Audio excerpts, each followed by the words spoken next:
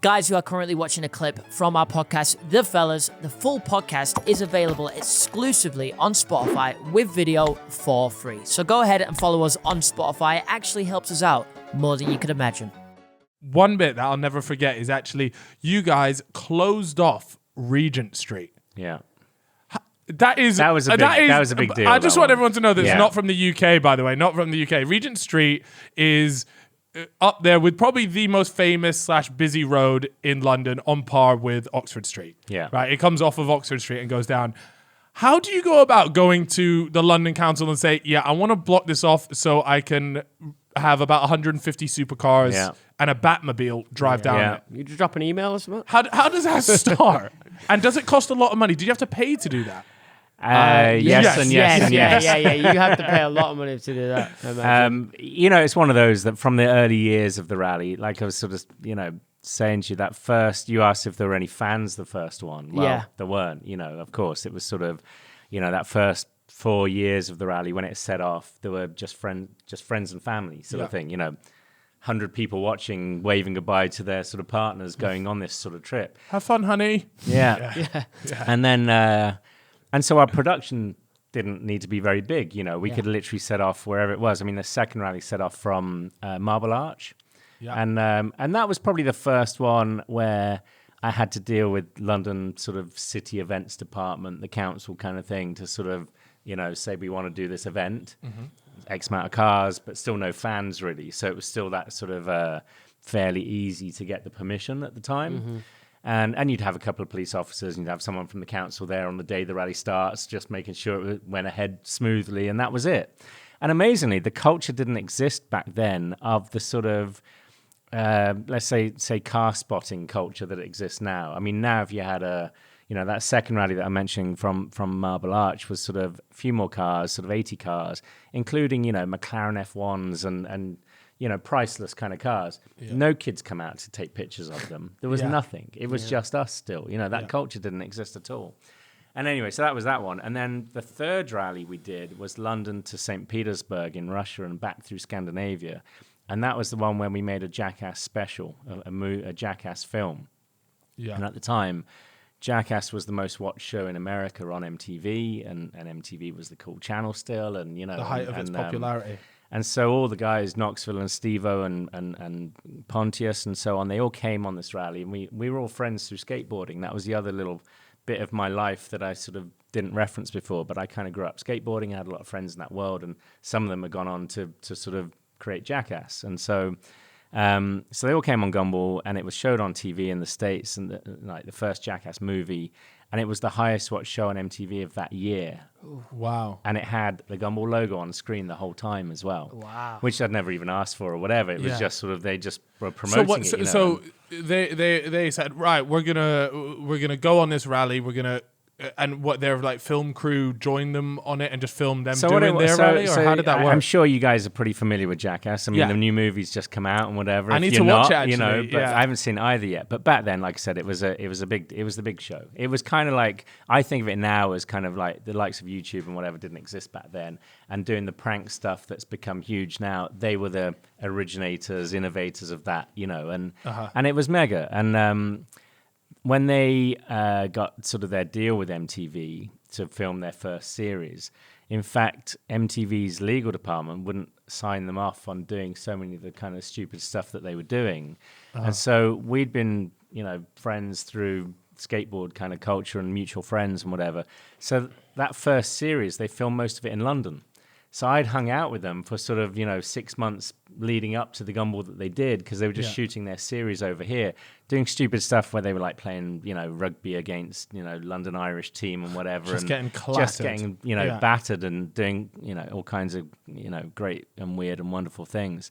And so we just become really good mates. Some of them were sleeping on my floor for that time and whatever. And it was like the origins of them before they'd become the sort of the big superstars that they became, And so I was already doing Gumball at that point. This was coming up to the third one. They were like, we want to do Gumball, And then they just signed the deal with MTV. MTV was like, all right, we'll make that one a bit bigger. It's in Europe and it's going across all these countries. Yeah. Maybe it's a good marketing thing. So they had a full film crew.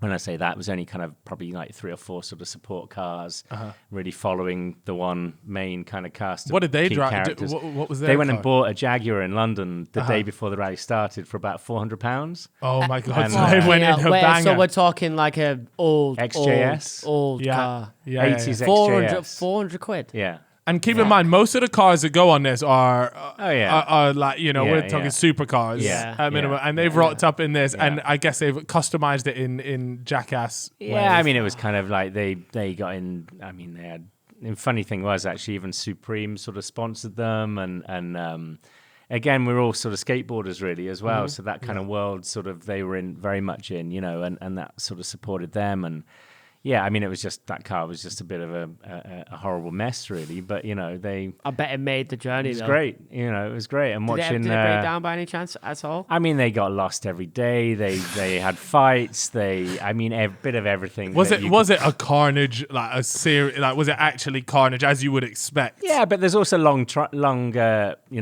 hours of driving where you've just got sort of Pontius and Steve-O in the back, just kind of doing whatever they do, sort of thing. So this is available to watch somewhere. I imagine is. It's quite an old one, but this is. So what do we tap in for that? Just Gumball If people Jackass. wanted to. Gumball MTV Jackass, I guess, and you'll I'm gonna have find to give that a watch. And it is brilliant. I It really is do. really, You can really, watch it really on fun. YouTube. What was it like can a watch it on series or YouTube. just No, one? it's a big... 1 hour special. Nice. So like Oh, their show sick. used to be like, whatever Yeah. it is, half hour sort of thing. This was their first sort of First special. Jackass movie in a way. It was a 1 hour Gumball special. Yeah. So that sounds so good. and so I referenced it as well because it was really it was a tipping point for us of awareness. So that rally, like I said, started, was in Europe, but then the 2000 and whatever it was, the one following us in the US, and then crowds started to appear, at every checkpoint, every whatever, and we even didn't know how people found out about it back then, because like you said, there was no social media to kind of promote stuff.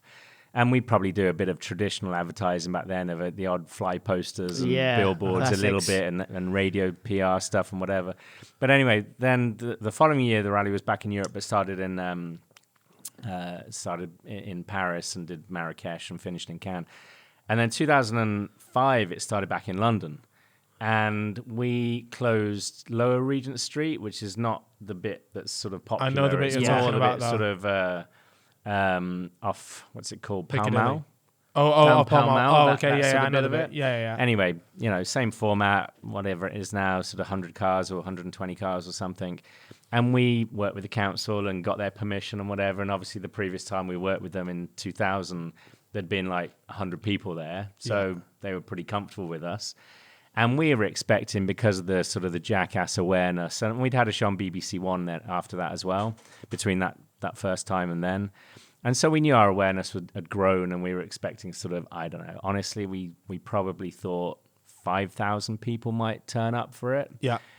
And no joke, I mean, we were around 150,000 people showed up. Oh my God! What, So- just to see the start with to all see these the cars start. lined up? That's like just to see the that's start. way more people that can And- rock up to Wembley turned And up. and when you think of it like that, it's more than any That is a stadium event, lot. any kind of organized sports event. On the streets. On the streets. And we had probably, to give you an idea, we had maybe 10 crew working on it. We'd probably got 2 police officers down most there manic because job. the police officer quota had doubled from the first one where they'd had one guy there. They were probably expecting maybe 400 people to turn up at this one, or something. Oh my And it God. was just crazy. And it was like, it was one of those sort of, moments for us in our sort of brand that it was just a bit of magic that you knew you'd create something special. Yeah.